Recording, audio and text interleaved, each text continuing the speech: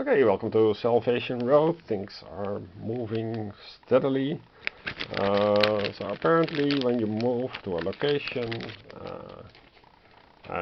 you have to place a threat marker. Now, this says here, if you... Longi is here, and we just started. If you add your activation here, you may take one resource from the supply. So we take a random resource or whatever resource. I think ammunition is useful because you can spend ammunition to reroll.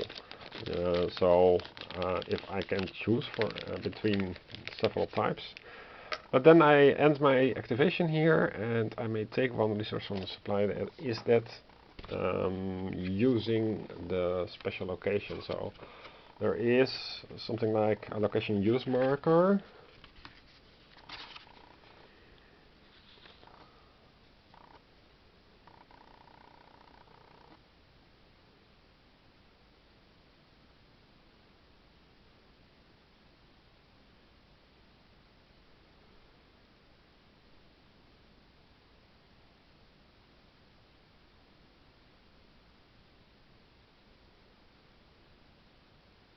No, you draw a search card.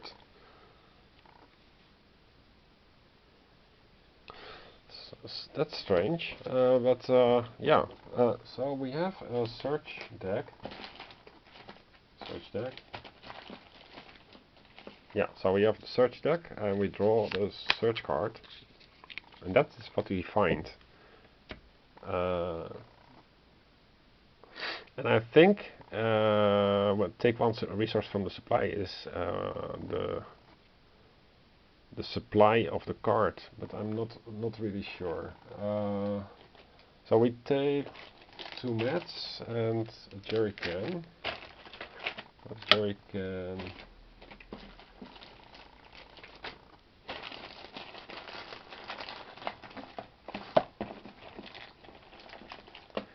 Mats.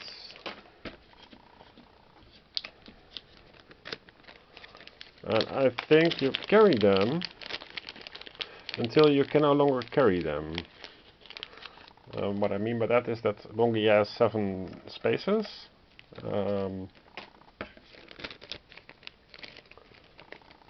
And we used up 3 of them now. If you can see that here in the top. So this was one of the actions, and the second action I'm not going to use this as Samedi storage. I'm going back to the compound to unload these to the truck, and then we have the wheelchair girl.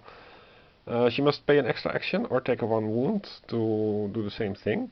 So I guess she moves. What is this doing here? I guess she moves to the same storage. It doesn't feel like they are working together.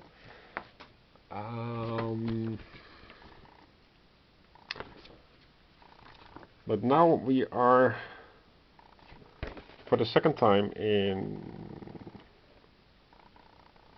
I don't think that the threat increases, but I'm not sure. I don't think so. Nothing has really changed.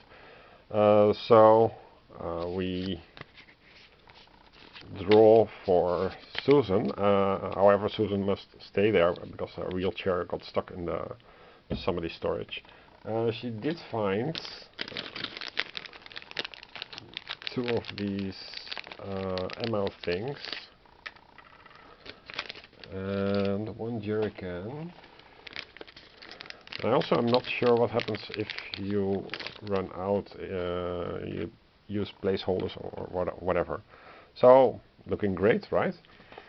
We know that we have to discard... must reveal a wound and then dissolve it if able. Oh yeah, here it is, by the way. Each location has a helpful ability with some requiring a character to spend on action to use it. So it's an action that you need. Apparently, oh, no, some. Other locations require a character to enter activation. Oh yeah, that's some of the thing. Once a character ends their activation and uses the ability, they may not discard food for an extra action or fuel to drive, although they may be driven by another character. What? So you can discard food for an extra action?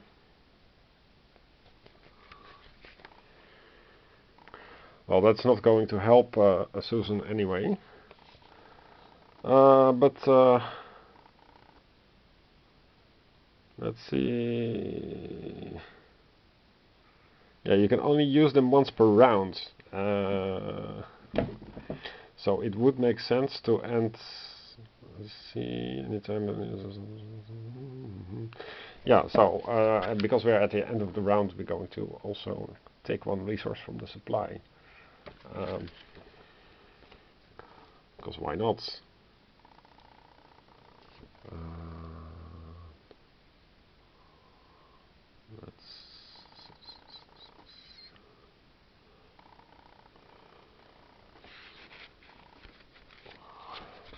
So yeah, just take one more ammo, right?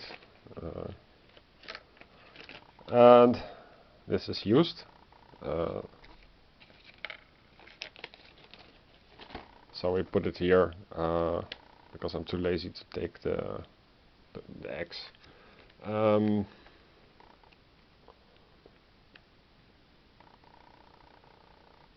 After the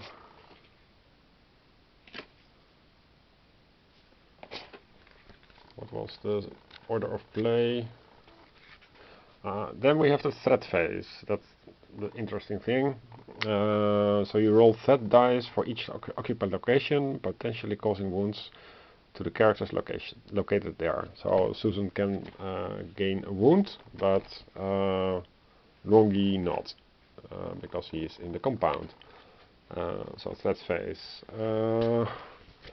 You roll one or more threat dice for each occupied location card to see if roaming marauders find and wound the characters. Do not roll for the compound. Perform the following steps. The number of threat dice is rolled is equal to the number of characters. That is 2 plus 1 plus the current threat check modifier. Oh, there. The character's there. So it is 1 plus 0 is 1 die.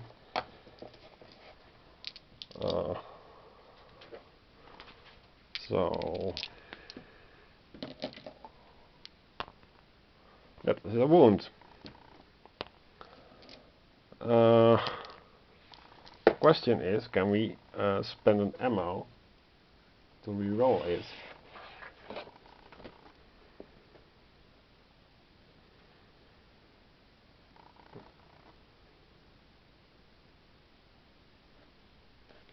Roll the threat dice. Yeah, I did that. Susan is kicked out of the board.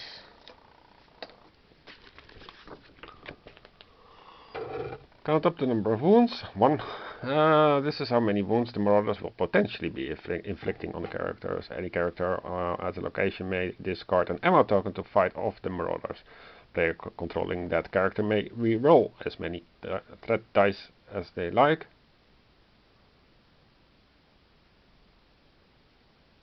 Oh, so thematically, you discard an ammo token to fight off the marauders. What you do is you re-roll, and the chosen dice must be re-rolled together, and it must be accepted. And we check the final results. And otherwise, you have to put a wound here. So I'm going to do this again.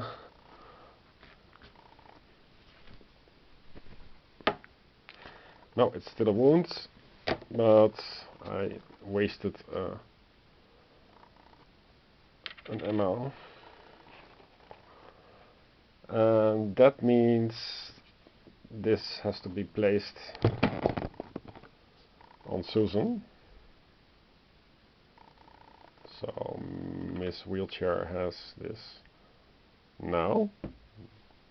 Not much happening. So that is the threat phase. Easy peasy, once you know it. But it's written out a bit weird. So after the threat phase, you have the apocalypse phase. Where is the... So this is the apocalypse phase. Like so. Doesn't really want to show it as a apocalypse phase. Okay. And then there is a refresh phase. Refresh.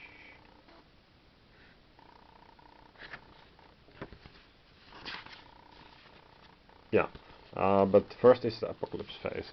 Now, apocalypse phase says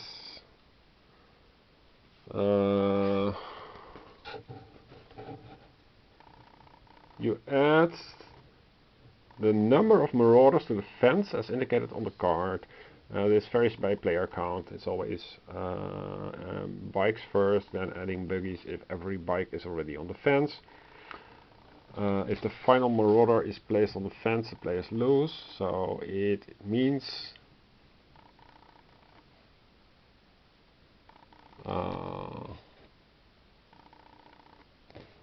interesting. So characters at the compound ignore these effects.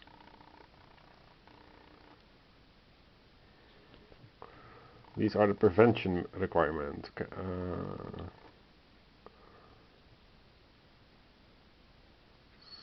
So I think that what happens is that only Susan needs to reveal a wound.